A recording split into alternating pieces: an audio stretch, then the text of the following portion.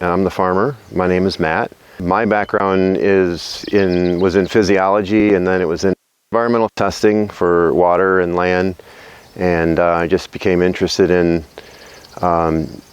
doing this for myself and for health, and realized that there wasn't a lot of the type of meat that I thought should be out there, just wasn't available. So I thought I could provide it.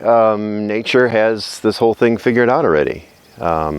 So it's so much easier just to observe the way nature does it.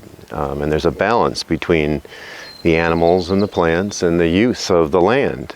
And the way it's done in the wild is the cattle move with the birds in a herd, and they eat all the forage that they want in an area, and they lay down their manure and they move on. It keeps the land refreshed, keeps the land mowed. The plants that you see, the roots that you see, the plant you see above the ground, there's roots below the ground that are about the same size.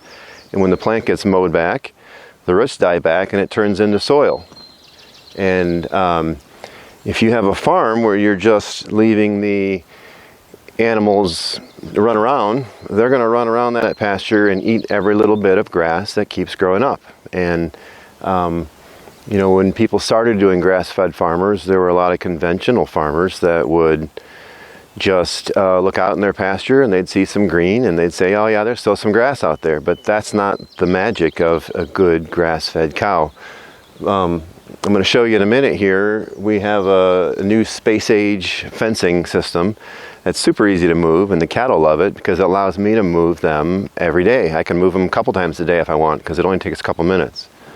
They're standing there waiting because they know it's time, and we're just going to roll this fence forward a few feet, and they're going to get a fresh strip of beautiful grass and clover. When they see me, they know it's time to eat. When they see that fence move, they come right up. It's a thing that they're used to. And then we eventually fence them away. So as we move them down this field here, the whole thing gets mowed, they get to eat, and it regenerates our pasture.